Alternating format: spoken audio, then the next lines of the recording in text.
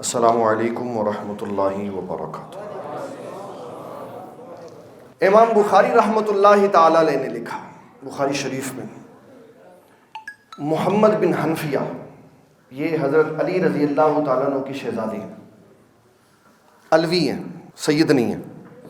سید وہی ہے جس کی امی جان سیدہ فاطمہ الزہرا رضی اللہ تعالیٰ اور اس کے نانا جان آقا کریم صلی اللہ تعالیٰ علیہ وسلم، یہ پیچھے ہیں، پھر آگے ہے تو وہ سید ہے۔ تو جو ان کے پیچھے نہیں ہے، ان کو اپنے پیچھے نہیں مانتا، وہ سید، وہ علوی ہو سکتا ہے، وہ امان ہو سکتا ہے، وہ بخاری ہو سکتا ہے، وہ کوئی بھی ہو سکتا ہے۔ سید وہی ہوگا جو حضور صلی اللہ علیہ وسلم سے آپ کی شہزادی سیدہ فاطمہ الزہرا، پھر ان کے آگے بچے، پھر ان کو بچوں کے بچے۔ آج ہم اس وقت جس جگہ پہ کھڑے ہیں نا، اس جگہ سے مراد یہ ہے کہ جس وقت سے ہم گزر رہے ہیں، جو عقائد پہ حملے ہو رہے ہیں اور نظریات اسلام کو پریشان کر کے سنایا جا رہا ہے، بتایا جا رہا ہے، وہ اس کے ساتھ یہ بغض و تعصب رکھتے تھے، وہ ایسے کرتے تھے، وہ ایسے کرتے تھے، یہ سب لوگوں کے بنائے ہوئے ہیں۔ یہ سب کس کے بنائے ہوئے ہیں؟ لوگوں کے بنائے ہوئے۔ محمد بن حنفیہ، یہ حنفیہ قبیلے کا چشم و چراغ ہے۔ حضرت ابو بکر صدیق رضی اللہ تعالیٰ عنہ نے مسلمہ کذاب کے خلاف جو جنگ کی تھی، تو وہاں سے جو لونڈیاں آئی تھیں، ان میں سے ایک حضرت علی رضی اللہ تعالیٰ عنہ کے نکاح میں آئی، اس سے محمد بن حنفیہ پیدا ہوا۔ اس کا مطلب ہے جوان ہوتے ہوئے دور صدیقی اور دور فاروقی گزر چکا ہوا تھا۔ یہاں حضرت عثمان غنی کا دور تھا یا خود مولا کائنات علی المرتضیٰ کا دور تھا۔ تو انہوں نے سوال کیا اپنے ابا جان سے کہ نبی صلی اللہ تعالیٰ علیہ وسلم کی امت میں آپ کے بعد خیر الناس کون ہے؟ خیر الناس، ناس یعنی سارے لوگوں میں سے جو فضیلت والے ہیں، ان میں سے سب سے بڑھ کر فضیلت والا کون؟ یہ عقیدہ اسلام جو مولا کائنات سیدنا علی المرتضیٰ رضی اللہ تعالیٰ عنہ نے دیا۔ اور محدثین کی ایک اپنی طبیعت ہے، ان کا ایک اپنا مزاج ہے۔ ہم جب بات کرتے ہیں تو ہم کہتے ہیں حضرت سیدنا ابو بکر صدیق رضی اللہ تعالیٰ عنہ۔ ہم یہ سمجھتے ہیں کہ ہمارا جو اردو کا کلچر ہے، اس میں جب تک ہم کسی کے ساتھ حضرت نہیں لگائیں گے تو شاید ہم نے اس کے مقام اور مرتبے کو صحیح بیان نہیں کیا۔ تو یہ ہمارا مزاج ہے ہمارے لوگوں کا کہ ہم کہتے ہیں حضرت سیدنا ابو بکر صدیق رضی اللہ تعالی عنہ۔ عرب کا ہی مزاج نہیں، عرب سیدھی سیدھی بات کرتے ہیں اور ان کا مزاج یہی ہے کہ ٹو دی پوائنٹ بات کرو، اس کے بعد بات ختم کرو، کیونکہ وہ اس اصول کو مانتے ہیں خیر الکلام کلا ودلہ، کہ بہترین کلام وہ ہوتا ہے جو مختصر ہو اور دلیل سے بھرپور ہو۔ بابا جی سرکار رحمۃ اللہ تعالی علیہ، آپ نوری مسجد میں تقریر کر رہے تھے، میں اس وقت جمعہ نہیں پڑھاتا تھا، تو میں ادھر ساتھ ممبر پہ جو مصلی ہے وہاں بیٹھا ہوتا تھا، تو یہ ان کی شفقت تھی، مجھے ساتھ لے جاتے تھے۔ میں وہاں پہ بیٹھا ہوا تھا تو ایک بندے نے یہ کہا کہ حضور آپ نے، حضرت صاحب، اس نے کہا حضرت صاحب آپ نے پچھلے جمعہ یہ کہا ہے کہ ادب و احترام کے لیے آپ کہہ کے بات کرنی چاہیے، تم کہہ کے بات نہیں کرنی چاہیے۔ تو وہ فلانے حضرت صاحب نے اپنی کتاب میں لکھا کہ تم کہہ دینا بھی محبت کی دلیل ہے۔ تو آپ نے فرمایا پھر میں دعا کرتا ہوں اللہ ہمیں ایسی محبت نہ دے کہ ہم رسول اللہ کو تم کہیں۔ ہمیں نہیں ایسی محبت چاہیے، ہمیں ایسی ہی چاہیے کہ ہم نبی صلی اللہ تعالیٰ علیہ وسلم کو پروٹوکول کے ساتھ، القابات کے ساتھ، آپ کے نام کے ساتھ، جو حضور سیدنا امام الانبیاء ہمارے بابا جی نگینہ صاحب رحمۃ اللہ تعالیٰ علیہ تو اتنے پروٹوکول کا خیال رکھتے تھے کہ آپ اللہ کا نام بھی صرف اللہ نہیں کہتے تھے، کہتے تھے اللہ تبارک و تعالیٰ جل جلالہ مطلق و بسیط و بے حد۔ اور آپ فرماتے تھے میری کوئی تحریر دیکھو گے نا جو میں نے اپنے ہاتھ سے لکھی ہے تو کہیں اکیلا اللہ کا لفظ نہیں لکھا، ہر جگہ میں نے مطلق و بسیط و بے حد لکھا ہے، چاہے مجھے ایک صفحے پہ 10 بار بھی اللہ کا نام لکھنا ہو، پورا اللہ کا۔ اور جب نبی صلی اللہ علیہ وسلم کا ذکر خیر ہوتا تو حضور سیدنا آقا کریم رؤوف الرحیم صلی اللہ علیہ وسلم کا تھا، پورا ساتھ درود شریف لکھتے. تو اس حدیث میں پروٹوکول ان کا اپنا ایک مزاج تھا، تو انہوں نے کہا ہم اس کو پھر تھوڑا سا بریکٹیں لگا کے تو بات بیچ میں ایڈجسٹ کر دیتے. اس کو کہتے ہیں جملہ معترضہ، کہ بیچ میں ہم نے اس کو اپنے انداز کے ساتھ خوبصورت سجا لیا. تو حضرت سیدنا محمد بن حنفیہ رضی اللہ تعالیٰ عنہ نے یہ سوال کیا، خیر الناس، حضور صلی اللہ تعالیٰ علیہ وسلم کی امت میں سب خیر والے بندوں میں، سب بہترین بندوں میں سب سے بہتر کون؟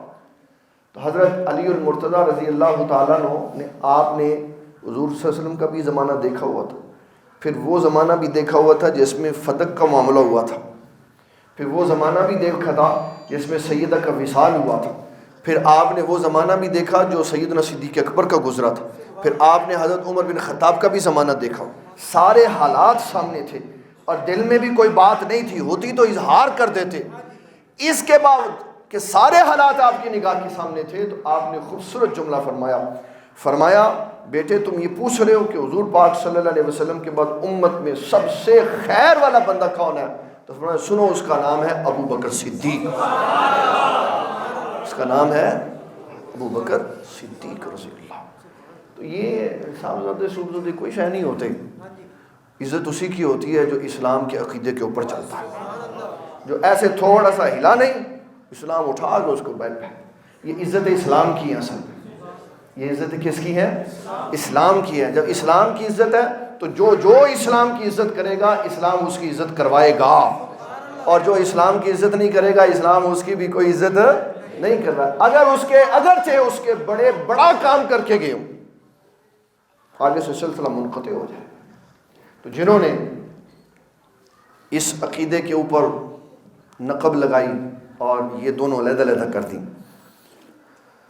اللہ اکبر. سنیں، حضور صلی اللہ تعالیٰ علیہ وسلم نے ام المومنین سیدہ عائشہ صدیقہ رضی اللہ تعالیٰ عنہ سے فرمایا کہ آپ حضرت سیدنا ابو بکر صدیق کو کہیں لوگوں کو نماز پڑھائیں. مرو ابا بکر فلیصلی بالناس، لوگوں کو حکم دو. یہ ہماری کتاب ہے نور الایضاح، روشنی، وضاحت کا نور، وضاحت کی روشنی. اس میں ترتیب بتائی ہے کہ امام کس کو بنایا جائے گا. کہتے ہیں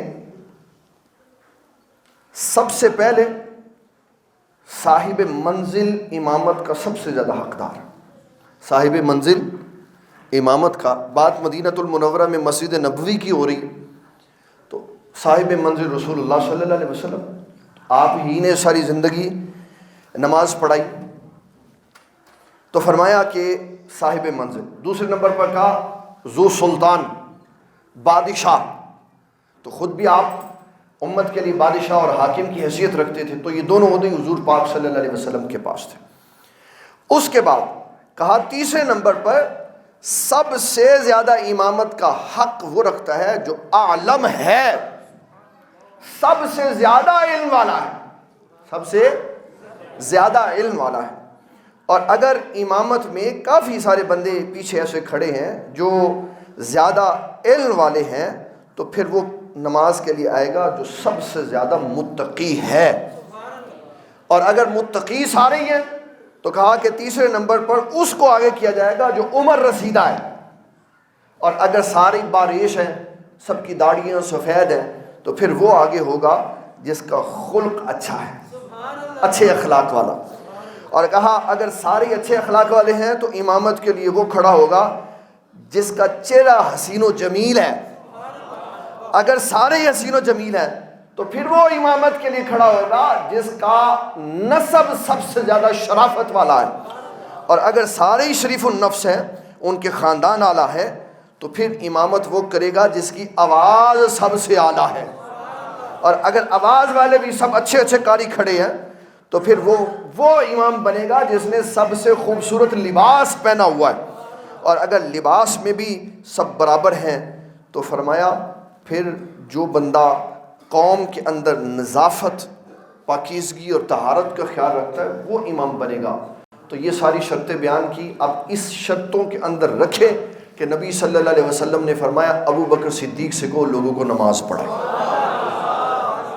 اس کا مطلب ہے عالم بھی آپ، تقوی والے بھی آپ، خوبصورت حسن و جمال والے بھی آپ، اچھے چہرے والے بھی آپ، اچھے لباس والے بھی آپ، اچھے نسب والے بھی آپ، اور قاریوں میں سب سے خوبصورت قرآن پڑھنے والے بھی آپ تھے۔ امام بخاری رحمۃ اللہ تعالیٰ علیہ نے لکھا، فرمایا سیدنا ابو بکر صدیق اتنا خوبصورت قرآن پڑھتے تھے، اتنی عالی شان تلاوت کرتے تھے کہ آپ نے سب سے پہلے جو مکہ میں مسجد بنی وہ آپ نے اپنے گھر کے اندر مسجد بیت بنائی۔ اس میں جب آپ تلاوت قرآن مجید کرتے تو کافروں کو اپنے بچے بچانے مشکل ہو جاتے تھے۔ وہ کہتے تھے یہ بابا جی اتنی رقت انگیز آواز میں تلاوت کرتے ہیں، یہ نہ ہو کہ ہمارے بچے ہمارا مذہب چھوڑ کے ان کے مذہب۔ اتنی خوبصورت آپ کی آواز، بس یہ کہہ کے بیان کر دیا، بس وہ سیاسی خلیفہ تھا، بس باقی ختم ہو گئی ان کی زندگی۔ حضرت علی رضی اللہ تعالیٰ نے تو ولایت کے شہنشاہ ہیں، مقام و مرتبے میں بہت اعلیٰ ہیں، لیکن جب حضور صلی اللہ تعالیٰ علیہ وسلم نے اعلان نبوت کیا تھا تو 10 سال کے تھے۔ ساری پی ساری مارے تو سیدنا صدیق اکبر نے کھائی ہیں ساتھ، ہر جگہ پہ تو ساتھ وہ ہو رہے۔ اور بابا جی نگینہ صاحب رحمۃ اللہ تعالیٰ نے کتنا خوبصورت ذکر فرمایا کہ اللہ اکبر جنہوں نار رکھیا نبی مصطفیٰ نے۔ یہ سب سے اعلیٰ طریقہ ہے گفتگو کرنے کا، کہ یہ نہیں کہیں گے کہ حضرت ابو بکر صدیق حضور کے ساتھ ہیں، یہ کہیں گے حضور نے ساتھ رکھا۔ بات ہمیشہ بڑے کی طرف سے ہو، بات ہمیشہ بڑے کی طرف سے، کہ بڑے نے اپنے چھوٹے کو اپنے ساتھ رکھا۔ جنہوں نال رکھیا نبی مصطفیٰ نے، بشارت بہشتاں دی دتی خدا نے، جدی بیعت کی تھی علی مرتضیٰ نے، جدی بیعت کی تھی علی مرتضیٰ نے، تے یاری نبھائی صدیق اکبر۔ ابو بکر ساتھی نبی دے سفر دا، احد دا تے خندق حنین و بدر دا، ابو بکر ساتھی قبر تے حشر دا، نہ جلی جدائی صدیق اکبر۔ اعلیٰ حضرت کا بھی ایک شعر یہاں بڑا غور طلب ہے، فرماتے ہیں صدیق بلکہ غار میں جان ان پہ دے چکے، صدیق بلکہ غار میں جان ان پہ دے چکے، اور حفظ جان تو جان فروز غرر کی ہے۔ کہا کہ جان کی حفاظت تو ایک طرف جب مشکل حالات آ جائیں تو جان بچانی فرض ہو جاتی ہے، تو وہ جو فرض تھا وہ رسول اللہ پہ نثار کر دیا، جو فرض تھا وہ رسول اللہ صلی اللہ علیہ وسلم پر نثار کر دیا۔ علامہ محمود آلوسی نے تفسیر روح المعانی میں لکھا ہے، یہ سورۃ توبہ کا 40 نمبر آیت میں ذکر کرتے ہوئے کہا یہ جو گھروں کی چھتوں پہ ایسے نشان بنا ہوا ہے نا، یہ محبت کی علامت نہیں ہے، یہ بغض صدیق اکبر ہے۔ کہا اس کی کیا وجہ ہے؟ کہا جو حضرت ابو بکر صدیق رضی اللہ تعالیٰ عنہ کو سانپ نے ڈسا تھا نا، وہ اس شکل کا نظر آتا تھا، تو اس کو لگایا ہے تاکہ پتہ چلے کہ ہم ابو بکر صدیق سے کتنا بغض رکھتے ہیں۔ محبت نہیں ہے، بغض ہے۔ کیا ہے؟ بغض ہے۔ اور یہ چلا آ رہا ہے، اور یہ ہمارے علماء کہتے ہیں اہل سنت کا مذہب پل صراط کی طرح، ادھر گئے تو جہنم، ادھر گئے تو جہنم، سیدھا اس کے اوپر رہنا پڑے گا، اور پھر جا کے آخر میں اللہ تعالیٰ جنت میں جگہ عطا فرمائے۔ جو دائیں گیا وہ بھی گیا، جو ادھر گیا وہ بھی گیا۔ پل صراط اس کو کیوں کہا گیا؟ کہا یہ تلوار سے زیادہ تکھا تیز ہے اور بال سے زیادہ باریک ہے، پورے ایک ایک لفظ کے اوپر قائم رہنا، اپنے معنی اپنی تشریحات کرنے کی اجازت نہیں ہے، فلانا کیا کہتا ہے، فلانا کیا کہتا ہے، بس وہی بات ہے جو نبی صلی اللہ علیہ وسلم نے فرمایا۔ آپ نے فرمایا مروا ابا بکر فلیصلی بالناس، ابو بکر صدیق کو حکم دو لوگوں کو نماز پڑھائیں۔ مختلف حدیث کا میں خلاصہ عرض کرنے لگا۔ سیدنا عائشہ صدیقہ رضی اللہ تعالی عنہ آپ عرض کرتی ہیں وہ بڑے رقیق القلب ہیں، آپ کو نہیں دیکھیں گے تو پریشان ہوں گے۔ حضرت سیدنا ابو بکر صدیق رضی اللہ تعالیٰ عنہ آپ نے نماز پڑھائی، استاد جی نے اس کی کیفیت سنا دی۔ میں ایک اور طرف لے کے جانا چاہ رہا ہوں۔ امام مسلم رحمۃ اللہ تعالیٰ علیہ نے مسلم شریف میں لکھا کہ آپ صلی اللہ علیہ وسلم نماز کے لیے باہر نہیں آئے، اب نمازی صحابہ آتے نماز پڑھنے کے لیے چلے جاتے، اور ہر نماز میں یہی خیال ہوتا کہ چلو اس میں نہیں آئے تو اگلی نماز میں آ جائیں گے حضور۔ تو کہا ایک نماز آئی، نبی صلی اللہ علیہ وسلم کے کہنے پر حضرت ابو بکر صدیق نماز پڑھا رہے ہیں اور خاموشی سناٹا چھایا ہوا، آپ نے ایسے اپنا پردہ سرکایا۔ اب وہ اتنی خاموشی تھی، وہ جیسے ہمارے سردیوں میں حال ہوتا ہے کہ ہلکی سی بھی سرسراہٹ ہو تو وہ سب ایسے چونک جاتے ہیں، تو جیسے آپ نے پردہ سرکایا تو سارے صحابہ نماز ہی میں ادھر دیکھنے لگے۔ اتنا حسین و جمیل منظر تھا کہ امام ادھر ہے اور قبلہ رخ سب نے کھڑے ہونا ہے اور چہرے سب کے قبلے کی طرف ہیں، لیکن دیکھ رسول اللہ صلی اللہ علیہ وسلم کو رہے ہیں، اور صحابہ کرام کو دیکھ کر نبی صلی اللہ علیہ وسلم بھی مسکرا رہے ہیں۔ حدیث میں آیا کہ قریب تھا، صحابہ کہتے ہیں قریب تھا کہ ہم نمازیں توڑ دیتے تو حضور صلی اللہ علیہ وسلم نے فرمایا نماز تو پوری کر لو۔ یہ اس ہندوستانی بندے کو جواب ہے جو کہتا ہے نماز میں حضور کا خیال نہیں آنا چاہیے۔ نماز میں حضور صلی اللہ علیہ وسلم کا خیال نہیں آیا تو نماز کیڑی پڑھی پھر تسی؟ صحابہ کرام تو ایسے کر کے اللہ اکبر کر کے تو ایسے چہرے لے۔ خباب بن ارت سے پوچھا زور اور عصر میں قرات کی آواز نہیں آتی، حضور قرات نہیں فرماتے؟ کہا کرتے۔ کہا آپ کو کیسے پتہ چلتا ہے؟ کہا نبی صلی اللہ علیہ وسلم کی ریش مبارک ہل رہی ہوتی ہے، میں اس کی زیارت کر رہا ہوتا ہوں تو نظر آ جاتا ہے کہ حضور تلاوت فرما تو جدی ہلدی نہیں۔ قاری صاحب استاد جی جدی ہلدی نہیں، او ہر آن والے دن چھوٹی تو چھوٹی ہوتی جاندی، او دی ہلدی نہیں، تو کی پتہ چلنا ہے کہ اسلام کی یہ دین کی کتابیں لکھنے سے تو بندہ اوپر نہیں جاتا۔ میں آپ کو مستشرقین کے نام بتاؤں تو آپ حیران رہ جائیں گے، 10 ہزار کتابیں انہوں نے لکھی ہوئی ہیں، 10 ہزار کتابیں لکھی ہوئی ہیں انہوں نے اسلام کے خلاف۔ کتابیں لکھنے سے انسان اللہ کی بارگاہ میں معتبر ہوتا، اللہ کی بارگاہ میں انسان معتبر ہوتا ہے رسول اللہ کی غلامی سے۔ کوئی بھی کتاب نہ لکھی ہو لیکن ہو بڑھئی کا پتر تو اللہ تعالیٰ اس کے جنازے میں لاکھوں بندے لے آتا۔ کتابیں لکھنے سے نہیں بات بنتی، بات رسول اللہ کی غلامی سے بنتی ہے۔ لوگ ممبر پہ کتابیں رکھ کے موازنہ کرتے اے نہیں اسی کتابیں لکھیاں، صحیح ضائع کیتی تسی لوکاں دی، پیسے ضائع کیتے لوکاں دے، اس سے نہیں بات بنتی۔ بات بنتی ہے رسول اللہ صلی اللہ علیہ وسلم کی محبت سے۔ اس نے کہا نہیں خیال نہیں آنا چاہیے۔ میں نے اپنے ابو جان سے پوچھا، میں نے کہا جی یہ سوال کرتے ہیں لوگ، ایک بعض کتابوں میں لکھا ہوا ہے کہ جو ہم تشہد میں پڑھتے ہیں نا، عقادے میں پڑھتے ہیں تشہد، التحیات للہ والصلوات والطیبات السلام علیک ایھا النبی، تو اس میں 2 لفظ بڑے موٹے موٹے سے نظر آ رہے ہیں۔ ایک جماعت ہے جس کا یہ نظریہ ہے کہ اس کو حکایتاً پڑھنا چاہیے، ایسے پہلے والوں نے پڑھا تو ایسے پڑھ کے گزر جاؤ۔ ایک جماعت یہ کہتی نہیں اس کو روایتاً پڑھنا چاہیے، جی اس کو کیا پڑھنا چاہیے؟ روایتاً پڑھنا ہے۔ ایک کہتے ہیں حکایتاً پڑھنا چاہیے، تو آپ نے فرمایا نہیں پتر نہ روایتاً پڑھنا چاہیے نہ حکایتاً پڑھنا چاہیے، اینو مجدد الفسانی شیخ احمد سرہندی دے مذہب دے ہوتے حقیقتاً پڑھنا چاہیے۔ اس کا معنی سمجھایا کہ حقیقتاً کا معنی کیا ہے۔ فرمایا حقیقتاً کا معنی یہ ہے کہ جب تشہد پہ بیٹھو، عقادے میں بیٹھو تو تشہد شروع کرو تو یہ سمجھو کہ میں اللہ کی بارگاہ میں حاضر ہوں، اور پھر جب آئے السلام علیک ایھا النبی پھر یہ خیال کرو کہ میں اللہ کی بارگاہ میں حاضر ہوں، نبی صلی اللہ علیہ وسلم وہاں موجود ہیں، یہ حقیقت ہے وہاں موجود ہیں، اور میں جو کہہ رہا ہوں نا السلام علیک ایھا النبی، اے نبی صلی اللہ علیہ وسلم آپ پہ سلام ہو، تو حضور صلی اللہ علیہ وسلم براہ راست میرا سلام سن رہے ہیں اور مجھے جواب دے رہے ہیں، یہ حقیقت ہے۔ ایسے پڑھو۔ ادھر نبی صلی اللہ علیہ وسلم نے پردہ سکھایا، سب نے اپنا رخ مبارک ادھر کی۔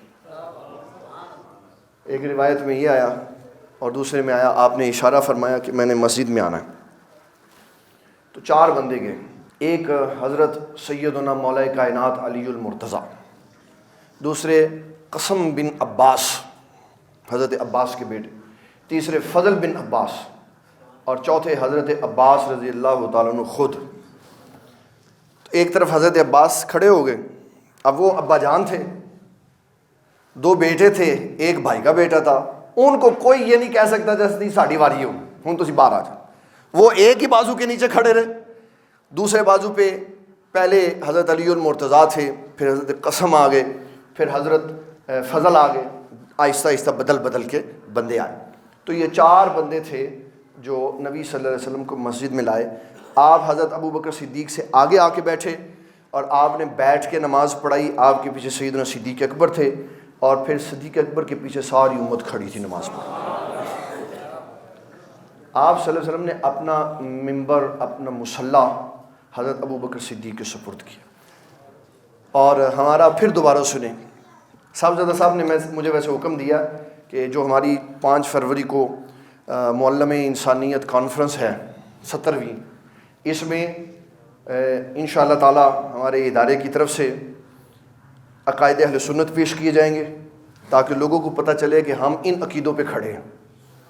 اور وہ صاحبزادہ صاحب انشاءاللہ اس کے بارے میں آگاہی دیں گے. تو جو ڈاواں ڈول کام ہے نا، ہم ڈاواں ڈول والے کوئی نہیں ہیں. ہم اللہ تعالیٰ کے فضل و کرم سے جان ہے یا جان نکل جائے ہم اہل سنت کے مذہب کے اوپر کھڑے ہیں. ہمارے ابا جی حضور رحمۃ اللہ تعالیٰ علیہ، آپ اہل سنت کے مذہب کے اوپر اتنے پختہ کار تھے کہ ایک رتی برابر دائیں اور بائیں ہلنے کے لیے آپ تیار نہیں تھے. اور ہم بھی انشاءاللہ تعالیٰ اللہ تعالیٰ کے فضل و کرم سے عقائد اہل سنت کے اوپر کھڑے، جو ہمارے متفقن علیہ مسئلے ہیں، جو پہلے سے طے شدہ. کسی صاحبزادے کو طے کرنے کی ضرورت نہیں اور کسی صاحبزادے کو پوچھنے کی بھی ضرورت نہیں کہ آپ کی اس میں کیا رائے ہے. کسی کی کوئی رائے نہیں ہے. رائے وہی ہے جو اہل اسلام نے پہلے متعین کر دی ہوئی.